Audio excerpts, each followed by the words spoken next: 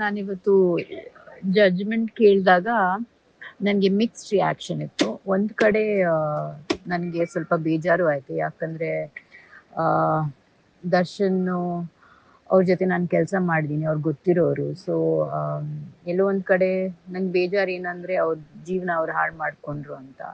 ಯಾಕಂದರೆ ನಾವು ಶೂಟ್ ಮಾಡುವಾಗ ಅವರು ಕೆಲವೊಂದು ಹಂಚ್ಕೊಂಡಿದ್ರು ನನ್ನ ಜೊತೆ, ಅವ್ರು ಹೇಗೆ ಬಂದರು ಸಿನಿಮಾ ಇಂಡಸ್ಟ್ರಿಗೆ, ಹೇಗೆ ಏನು ಅಂತ. So I was actually very proud of him and his journey.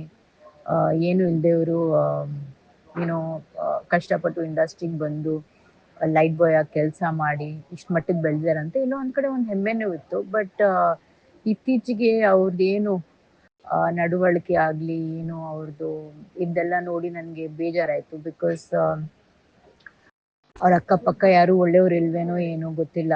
ಅವ್ರಿಗೆ ಏನೋ ಒಂದು ಒಳ್ಳೆ ರೀತಿನಲ್ಲಿ ಒಳ್ಳೆ ದಾರಿನಲ್ಲಿ ಕರ್ಕೊಂಡು ಹೋಗೋದಕ್ಕೆ ಆ್ಯಂಡ್ ಗುಡ್ ಅಡ್ವೈಸರ್ಸ್ ಇರಲೇಬೇಕು. ಎಸ್ಪೆಷಲಿ ಒಂದು ಮಟ್ಟಕ್ಕೆ ಬೆಳೆದ ಮೇಲೆ ಒಂದು ರೆಸ್ಪಾನ್ಸಿಬಿಲಿಟಿ, ಒಂದು ಜವಾಬ್ದಾರಿ, ಒಬ್ಬ ಸೆಲೆಬ್ರಿಟಿ ಆದಮೇಲೆ you need to make sure that you keep good company. ಇನ್ನೊಂದು ಕಡೆ ನನಗೆ ಜಡ್ಜ್ಮೆಂಟ್ ಕೇಳಿದಾಗ ಒಂದು ರಿಲೀಫ್ ಅಂತಲೇ ಹೇಳ್ಬೋದು. ಯಾಕಂದರೆ ಇತ್ತೀಚೆಗೆ ನಾವು ಯಾವ ದಾರಿನಲ್ಲಿ ಹೋಗ್ತಾ ಇದ್ವಿ ಆ್ಯಸ್ ಒಂದು ಸಮಾಜ ಆಗಿ, ತುಂಬ ಕೆಟ್ಟ ದಾರಿಯಲ್ಲಿ ಹೋಗ್ತಾ ಇದ್ವಿ ಅಂತ ಅನಿಸ್ತು ನನಗೆ. ಹೆಣ್ಮಕ್ಳು ಸೇಫ್ಟಿ ಆಗಲಿ, ಹೆಣ್ಮಕ್ಳ ಬಗ್ಗೆ ಗೌರವ ಇಲ್ಲದೆ, ನಿಮಗೆ ಗೊತ್ತು, ನಾನು ಹೋದ ಸತಿ ಸುಪ್ರೀಂ ಕೋರ್ಟ್ ಅವರು ತೀರ್ಪು ಬಗ್ಗೆ ನಾನು ಮಾತಾಡಿದ್ದಕ್ಕೇ ಎಷ್ಟೋ ಜನ ಟ್ರೋಲ್ಸು ನನಗೆ ಕೆಟ್ಟದಾಗಿ ಎಲ್ಲ ಮೆಸೇಜಸ್ ಎಲ್ಲ ಕಳಿಸಿದ್ರು. ಆ್ಯಂಡ್ ಸೊ ಒಂದು ಕಡೆ ರಿಲೀಫ್ ಅಂದರೆ ನಾವೊಂದು ಸೊಸೈಟಿ ಆಗಿ ನಾವು ಹೇಗಿರಬೇಕು, ಒಂದು ರೂಲ್ಸ್ ಅಂತ ಇರುತ್ತೆ, ಒಂದು ರೆಗ್ಯುಲೇಷನ್ಸ್ ಅಂತ ಇರುತ್ತೆ. ನಾವು ಅದನ್ನ ಫಾಲೋ ಮಾಡಿದ್ರೇ they will be civility in society. ನಾವೇ ನಮ್ಮ ಕೈಲಿ ಕಾನೂನು ತೊಗೊಂಡ್ರೆ ಈ ಥರ ಕೆಟ್ಟ ಕೆಲಸಗಳಾಗುತ್ತೆ. ಆ್ಯಂಡ್ ಸೊ ಹಾಗಾಗಿ ಒಂದು ರಿಲೀಫು ಅಂದರೆ ಇವಾಗ ಸುಪ್ರೀಂ ಕೋರ್ಟ್ ಅವರು ಪೊಲೀಸ್ ಆಗಲಿ, making observations, taking cognizance of these situations and they giving the right judgment. So ಅದರಿಂದ ನಮ್ಮ ಸಮಾಜಕ್ಕೆ ಒಳ್ಳೇದಾಗುತ್ತೆ. ಸಮಾಜಕ್ಕೆ ಒಂದು ಒಳ್ಳೆ ಮೆಸೇಜ್ ಹೋಗಿದೆ. ಏನಂದರೆ ನಾವೆಲ್ಲರೂ ಈಕ್ವಲು. ನಾವು ಯಾರೇ ಆಗಿರಲಿ, ದೊಡ್ಡವರಾಗಲಿ ಚಿಕ್ಕವರಾಗಲಿ, ಎಲ್ಲರೂ ಈಕ್ವಲೇನೆ. ಆ್ಯಂಡ್ ನ್ಯಾಯ.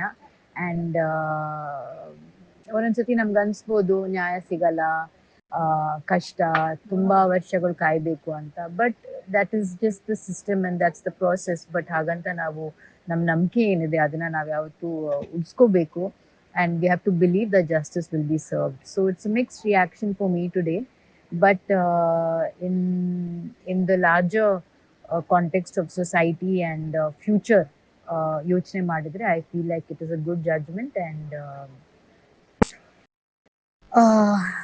ಅಂತ ಹೇಳಕ್ಕೆ ಇಷ್ಟಪಡ್ತೀನಿ.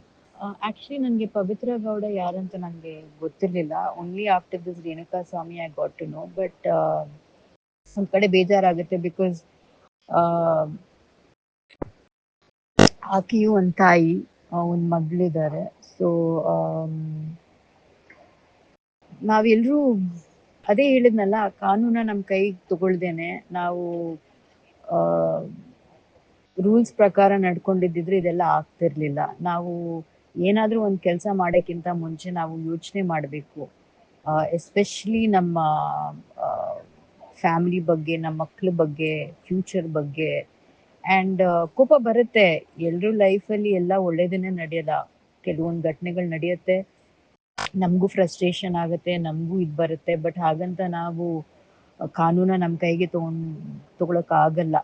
ಒಂದು ರೂಲ್ಸು, ಒಂದು ರೆಗ್ಯುಲೇಷನ್ಸ್ ಅಂತ ಇರುತ್ತೆ, ಅದ್ರ ಪ್ರಕಾರ ನಾನು ನಡ್ಕೊಂಡು ಬರಬೇಕು. ಅದರಲ್ಲೂ ನಿಮಗೆ ಫ್ರಸ್ಟ್ರೇಷನ್ ಆಗಬಹುದು. ಬಟ್ ಹಾಗೆ ನೀವು ಮಾಡ್ಕೊಂಡು ಹೋದರೆ, ಒಂದು ನೀವು ನಿಮ್ಮ ಜೀವನ ನೀವು ಹಾಳು ಮಾಡ್ಕೋತೀರಾ, ಇನ್ನೊಂದು ಸೊಸೈಟಿಗೆ ಏನು ಹೇಳ್ತೀರಾ. ಪ್ಲಸ್ ಇವಾಗ ನೋಡಿ, ಅದೇ ಥರ ಬೇರೆಯವರು ಮಾಡ್ಕೊಳ್ಳೋಕೆ ಶುರು ಮಾಡಿಕೊಂಡ್ರೆ ಯಾವ ಥರ ಸಮಾಜದಲ್ಲಿ ಇರ್ತೀವಿ ಯೋಚನೆ ಮಾಡಿ ನೀವು. ಸೊ ಬೇಜಾರಾಗುತ್ತೆ. But it is what it is. ಎಲ್ಲದಕ್ಕೂ ಒಂದು ಲಿಮಿಟ್ ಇರುತ್ತಲ್ವಾ. ಆ್ಯಂಡ್ ಅಬವ್ ಎವ್ರಿಥಿಂಗ್ ಒಂದು ಕಾನೂನು ಅಂತ ಇದೆ, ಅದನ್ನು ನಾವು ಯಾರೂ ಎಸ್ಕೇಪ್ ಮಾಡೋಕ್ಕಾಗಲ್ಲ. So it is what it is. ಇನ್ನೊಂದು ಏನಂದರೆ, ಈ ರೇಣುಕಾ ಸ್ವಾಮಿ ಅವ್ರ ಫ್ಯಾಮ್ಲಿ, ಯಾಕಂದರೆ ಅವರು ಬಡವರು.